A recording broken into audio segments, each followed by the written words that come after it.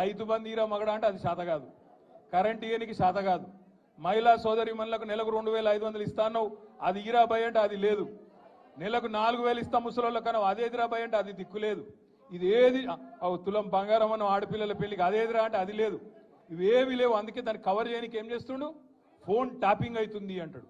ఏడైతుందిరా భయ ఏమైతుంది బయట పెట్టంటే మనకు చెప్పాడు. యూట్యూబ్లకు లింకులు ఇస్తారు, యూట్యూబ్లకు మీడియాలకు లింకులు ఇచ్చి వీళ్ళ ఫోన్ ట్యాప్ అయింది, వాళ్ళ ఫోన్ ట్యాప్ అయింది, ఇదైపోయింది అదైపోయింది. చెయ్యి, నీ చేతులు ఉంది కదా అధికారం, ఏం చేస్తావు వచ్చేయి, వద్దంటారు ఎవరన్నా. ఏమన్నా తప్పు జరిగితే విచారణ చేయి, మేము వద్దంటలేం కదా. ఎక్కడెక్కడ తప్పులు జరిగినో ఎవరు తప్పులు చేసినరో వాళ్ళ మీద చర్య తీసుకో.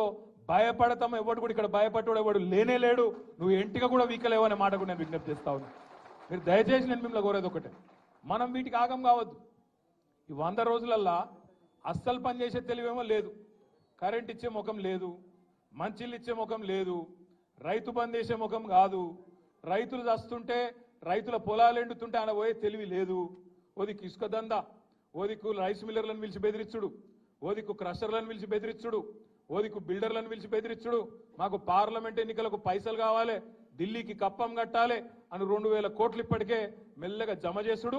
ఆ జమ చేసుడు బయటికి రాకుండా ఏం చేయాలి, ఇగో ఫోన్ ట్యాపింగ్ అవుతుంది, ఇగో ఈ స్కామ్ అవుతుంది, గొర్రెల స్కామ్ అవుతుంది, బర్రెల స్కామ్ అవుతుంది అని టీవీలలో తిప్పాలి, మన నెత్తులని ఖరాబ్ చేయాలి.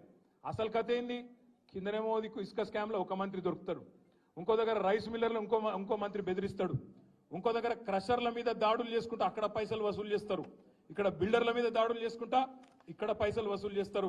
నేను అడుగుతున్నా రేవంత్ రెడ్డి, హైదరాబాద్ పరిధిలో ఇలా నువ్వే మున్సిపల్ మంత్రివి, నేను ఇదివరకు మొన్నటిదాకా నేను డిసెంబర్ దాకా నేను మంత్రిగా ఉంటి కాబట్టి నాకు తెలుసు.